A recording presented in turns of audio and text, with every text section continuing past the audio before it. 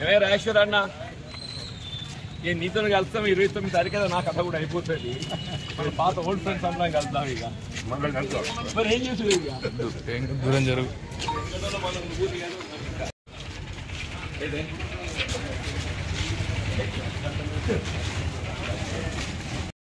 ఈ మంచిగా ఉన్నాయి నిజంగానే. ఇది కూడా చేస్తావు అన్న నాకు కూడా కొత్తగా ఉన్నది గ్యాస్ వస్తుంది. జనం కామన్గా బరువు తగ్గాలి. కొత్త తగ్గితే 4 ఏళ్ళు పడుతుంది ఉంటుంది కదా. మనిషికి ఏం చేసాను చెప్పిన బతకాలి నాకు ఉంటుంది కానీ ముంతల పడ్డకి ఎవరైనా పోతాయి. కానీ అంత ఉంటారు. మల్లేష్ మీ అభ్యర్థి అయితే లేడు కదా.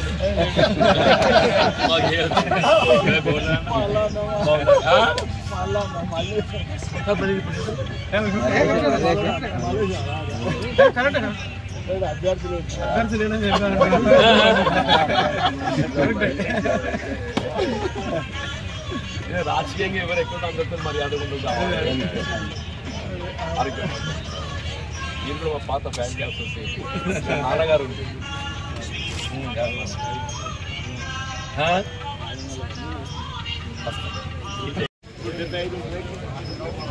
అక్కడ పెద్ద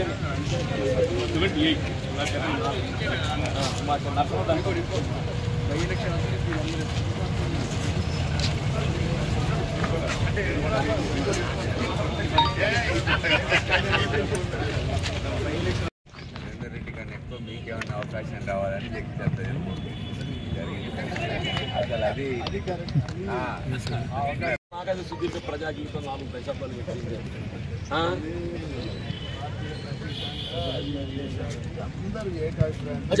ఫస్ట్ గ్రౌండ్ ఫ్లోర్ అంటే నాకు ఇప్పటికీ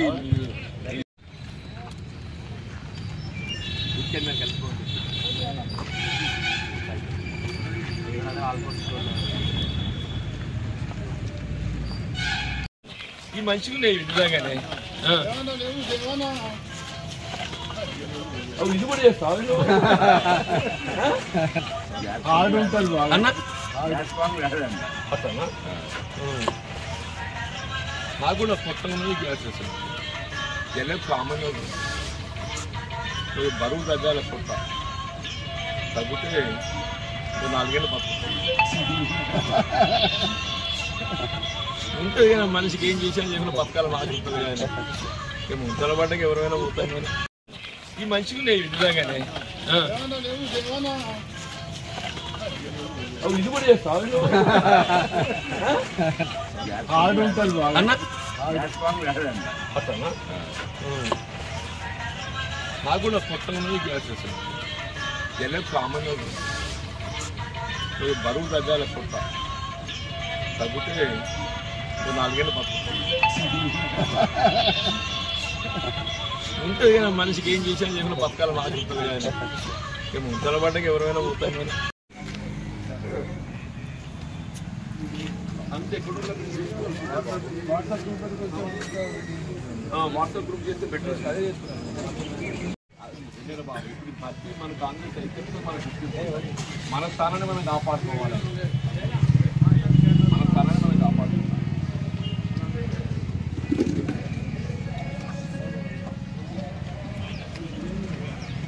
రెడ్డి గారు కూడా చెప్పి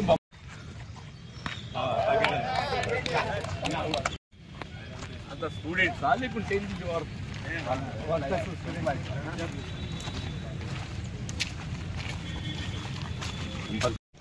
రెడ్డి కన్నా ఎక్కువ మీకేమన్నా అవకాశం రావాలని చెప్తారు జరిగింది. అసలు అది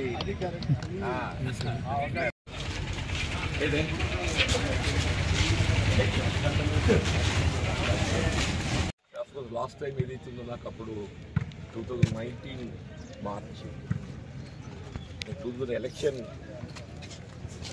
ఎక్స్పెక్టెడ్ రిజల్ట్స్ పొందని కూడిపోయిన తదుపరి ఆల్మోస్ట్ ఆల్ ఓటర్స్ అనే కాకుండా ప్రజాభిప్రాయం కూడా we had lost a very good leader in the assembly.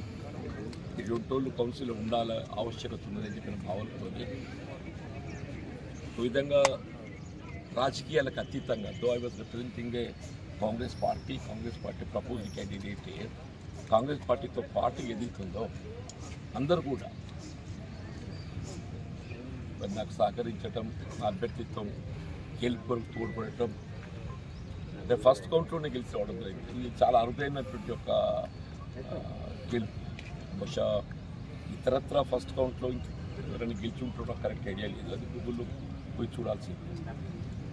First కౌంట్లో అప్పుడు ఎదుగుతూ 39,000+ గెలిచి రావడం. సెకండ్ కౌంట్ అవసరం లేకుండా సాధారణంగా ఈ ప్రిఫరెన్షియల్ ఓటు కాబట్టి ఏదైతున్నదో మన సెకండ్ కౌంట్ వరకు పోవాల్సి వస్తుంది. సరే ఇప్పుడు మారిన పరిస్థితులు మొన్న నాకు నేను ఏదైతుందో అసెంబ్లీ ఎన్నికలు పోయిన తదుపరి పార్లమెంట్ అవకాశం తీసుకున్నాను. పార్లమెంట్ కూడా ఏదైతుందో ఆశ్చర్యపడత పొందకపోవటం, ఎన్నికల్లో ఏదైతుందో ప్రతికూల తీర్పు రావటము ఒక విధంగా కొంత నేను నిరాశలోనే అని చెప్పాను. చోట మళ్ళీ కంటెంట్ చేసి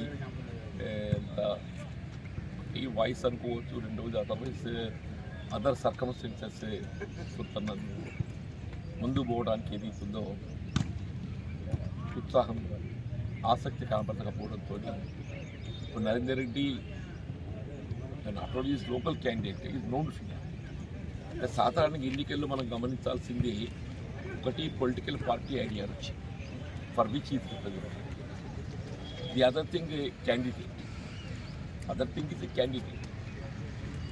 ఇప్పుడు పొలిటికల్ పార్టీ ఐడియాలజీ బేసిక్గా ఎన్నికల్లో ఇప్పుడు కాంగ్రెస్ బీజేపీ ప్రధాన రాజకీయ పార్టీలుగా మనకు గోచరిస్తుంది. Other independence are also the, వాళ్ళ ఐడెంటిటీ కూడా ఉంది. ఇండిపెండెన్స్ కూడా పూర్తిగా లెక్క పెట్టాల్సిన అవసరం లేదంతా కాకుండా their identity are also the. ప్రధానంగా పొలిటికల్ పార్టీస్ ఐడియాలజీ తీసుకుంటే Congress party always stands for secularism, stands for weaker section, SC, ST, backward classes and minority. Especially ఇప్పుడు తెలంగాణ రాష్ట్ర ఏర్పాటు తదుపరి వాస్తవంగా రాష్ట్ర ఏర్పాటు ఉద్యమమే ఆనాడు నిధులు, నీళ్లు, నియామకాలు.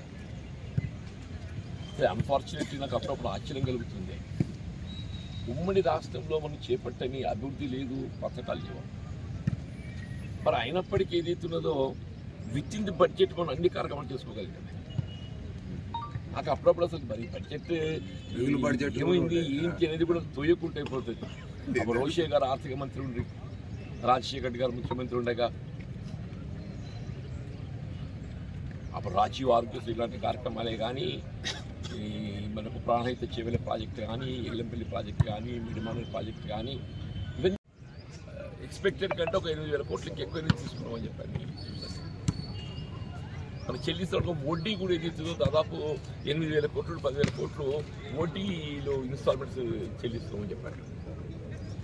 వెల్ఫేర్ ఏవైతే ప్రోగ్రామ్స్ ఉన్నాయో నిజమైన లబ్ధిదారులకు ఒక 30-40%, మిగతా 60% ఇది ప్రతిదీ కూడా ఏదైతుందో 100% అనేది కొంత ఇబ్బందికరమైన విషయం అని చెప్పండి. సరే ఏది ఎట్లున్నా కానీ ఏదైతుందో ఇప్పుడు రాష్ట్ర ఏర్పాటుకు సంబంధించి ఎంప్లాయ్మెంట్ క్రియేషన్ అనేది ప్రధానమైందని చెప్పండి. రాష్ట్ర ఏర్పాటు ఉద్యోగాల కల్పన అది మెయిన్ చెప్పండి నేను. అటువంటిది వాళ్ళు ఏదైతుందో ఈ ఒక్క సంవత్సర కాలంలో 56,000 ఉద్యోగాలు కల్పించడం అనేది మామూలు విషయం కాదు. తెలంగాణ రాష్ట్రం 10 సంవత్సరాల పాలనలో దాదాపు 50,000 ఉద్యోగాలు కల్పించుంటారు. 50,000 అంటే ఆన్ యావరేజ్ ఎవరి ఇయర్ 5,000 ఇచ్చుంటాయి. ఇవాళ ఈ ఒక్క సంవత్సర కాలంలో 56,000 ఉద్యోగాలు భర్తీ చేయడం అంటే మామూలు విషయం కాదని చెప్పండి. టీచర్సే 12,000 రిక్రూట్ చేశారు అని చెప్పండి. కదా టెట్ నిర్వహణ కూడా ఏదైతుందో అసలు గాడి తప్పిపోయింది టెట్ నిర్వహణ కూడా చెప్పండి. ఇప్పుడు ఇంకా కూడా జూనియర్ లెక్చరర్స్ ఈ అపాయింట్మెంట్ మనకు we're going to get in March, అది వాళ్ళ కౌన్సిలింగ్ కూడా అయిపోయింది జూనియర్ లెక్చరర్ సంబంధించి కూడా చెప్పండి. రేపు మళ్ళీ మెగా డిఎస్సి రాబోతుంది. అంటే విద్యా వ్యవస్థను పటిష్టం చేసుకుంటేనే కానీ రాష్ట్ర భవిష్యత్తును మనం నిర్మాణం చేసుకోలేమనేటువంటి భావనతోనే విద్యా వ్యవస్థను పటిష్టం చేసుకోవాలని చెప్పనే ఇంటిగ్రేటెడ్ రెసిడెన్షియల్ స్కూల్స్ ప్రతి నియోజకవర్గానికి ఒకటి దాన్ని నిర్మాణం చేయాలని చెప్పి మనం చెల్గల్ ఐడెంటిఫై చేసి integrated residential school, skill university, advanced technology centre. గతంలో మనకు ఐటీఐ కళాశాలలు ఉంటున్నాయి. ఈ ఐటీఐ కళాశాలన్నింటిని కూడా అడ్వాన్స్డ్ టెక్నాలజీ సెంటర్ అని చెప్పని వాటి అప్గ్రేడ్ చేశారు. సరే, అఫ్కోర్స్ ప్రభుత్వం ఏదైతుందో కొంత మార్పుతో ముందుకు పోయే ప్రయత్నం చేస్తుంది. అంటే ఇంకా కూడా ప్రజల ఆశ అనేది ఆకాంక్ష, ఆశ అన్నదానికంటే ఆకాంక్ష ఇంకా మిగిలి ఉన్నది. దాన్ని కూడా నెరవేర్చడం బాధ్యత ప్రభుత్వంపై ఉన్నది. ఈ వెల్ఫేర్ ప్రోగ్రామ్స్ ఈ ఒక రాజకీయ పార్టీ అని కాదు. ఇప్పుడు మనం ఉచిత రవాణా కొంతమంది చర్చిస్తుంటాం, మరే గారు ఈ ఉచిత రవాణా ఎందుకు పెట్టింది అని చెప్పని. మొన్న ఢిల్లీలో బీజేపీ అదే చేసింది, ఉచిత రవాణాతోనే ముందుకు వచ్చింది. ఢిల్లీలో మన కొత్తగా వచ్చిన బీజేపీ గవర్నమెంటే మహిళలకు ఆడబిడ్డలకు ఉచిత రవాణా అని చెప్పి పెట్టింది. మన 200 యూనిట్ల వరకు ఏది ఇస్తుందో ఉచిత విద్యుత్ అంటే వాళ్ళు 300 యూనిట్లు ఉచిత విద్యుత్ అని చెప్పని అన్నారు. ఆరోగ్యశ్రీ ఏది ఇస్తుందో, ఆరోగ్యశ్రీ మనం ఇవాళ దాన్ని అప్ టు 10 lakhs అన్నాం, 10 lakhs అన్నాం. అంటే ఎవ్రీవేర్ ఆల్, అంటే వాస్తవంగా కూడా ఆరోగ్యశ్రీ, ఎడ్యుకేషన్, హెల్త్ ఏది ఇస్తుందో it's the responsibility of the government, constitutional obligation. Education and employment అనేది కాన్స్టిట్యూషనల్ ఆబ్లిగేషన్. అంటే ఈ రకంగా కాంగ్రెస్ పార్టీ మనం ఇతర రాజకీయ పార్టీలను పోలిస్తే other political parties have also their own ideologies లేవు అని చెప్పి అనడానికి వీల్లేదు.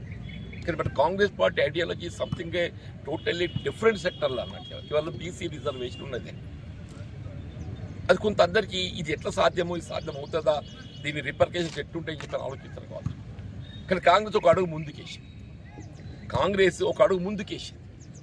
ఒక అడుగు ముందుకేసి ఏదైతుందో కొడగలను చేపట్టడమే కాదు, దాని చట్టబద్ధత కల్పించడానికి ఏదైతుందో ఇవాళ శాసనసభ అంటే మన రాష్ట్రం వైపుకి వెళ్ళి దాన్ని చట్టం చేయడంతో పాటుగా బిల్ పాస్ చేసుకోండి కేంద్ర. అది ఎందుకంటే ఆర్టికల్ 9th షెడ్యూల్ చేర్చాలి.